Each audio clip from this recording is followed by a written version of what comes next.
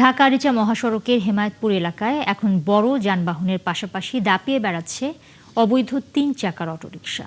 Local lane ছেড়ে সরাসরি লেনে উঠে বাস ট্রাকের সাথে পাল্লা দিয়ে চলছে এসব যানবাহন।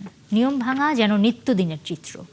আইন মানতে বলার প্রতিবাদে সম্প্রতি থানাও হামলা করেছে অটো চালকরা। এরপরও খুব একটা সরব হয়নি পুলিশ। রায়ান বিনামিনের প্রতিবেদনে বিস্তারিত। আমিনবাজার থেকে মানিকগঞ্জগামী ব্যস্ত মহাসড়কেও সড়ক বিভাজক দিয়ে আলাদা করা হয়েছে লোকাল ও সরাসরি লেন। নিয়ম অনুযায়ী অটোরিকশা চলার কথা লোকাল লেন, কিন্তু বাস্তবে দেখা যায় উল্টো চিত্র। গ্যান্ডা ইউটার্ন ও পাকিজা এলাকায় পরিস্থিতি আরো ভয়াবহ। রাস্তার বড় অংশ জুড়েই অটোর দখল। কে যাবে কার আগে যেন চলে সে প্রতিযোগিতা। দিনরাত সমান্তালে চলছে এই ঝুঁকিপূর্ণ যাত্রা। 3 চাকার যানবাহন হাইওয়েতে চলা নিষেধ, তারপরেও আমরা সবকিছু অপেক্ষা করিয়া জীবন রিস্কের মধ্যে নিয়ে তারপরে পেটের দায়ে হাইওয়েতে আমরা রিক্সা চালাই। ঠিক আছে, তারপরে আইলাম। এখন নাই, ভাড়া এমনিতে নাই লোকাল রুটে। মানে অ্যাক্সিডেন্ট হলে তখন দায় কার, মানে দোষ কার হবে? সাইড দিয়ে তো আসতেছি। নিয়ম আছে রুগী নিয়ে যাওয়ার। বাসে উঠতে পারতেছে না, পরে আস্তে আস্তে নিয়ে নামার দিয়েছে। জীবিকার তাগিদে ঝুঁকি নিয়ে পথে নামছেন চালকরা, তবে দায় রয়েছে যাত্রীদেরও। ইমার্জেন্সি একটু দরকার, সেই হিসাবে যাইতে আর কি। দুর্ঘটনা তো যে আল্লাহর হাত, দুর্ঘটনা করলে তার বলার কিছু নেই।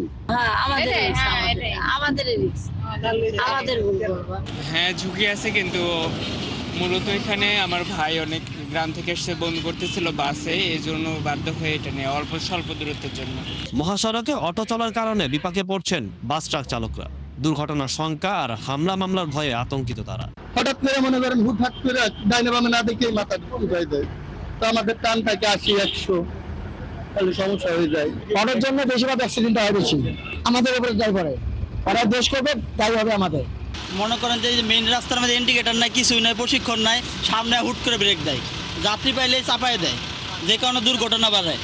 সম্প্রতি অটোরিকশা আটকানোর প্রতিবাদে সাভার হাইওয়ে থানায় হামলার ঘটনাও ঘটেছে। আহত হয়েছেন পুলিশ ও পথচারী। ঘটনার পর কঠোর হওয়ার বার্তা দিয়েছে পুলিশ। প্রতিনিয়ত জানমালের ক্ষতি আছে, তা জেনে শুনে আমাদের পথচারীরা বা যাত্রীরা এই নিষিদ্ধ থ্রি হুইলারে ভ্রমণ করে।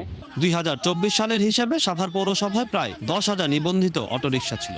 বর্তমানে শুধু সাভার পৌর এলাকায় এই সংখ্যা প্রায় 40,000, আর গোটা উপজেলায় অটোরিকশা চলে প্রায় 1 লাখ। রায়ান বিনামিন, 71, সাভার।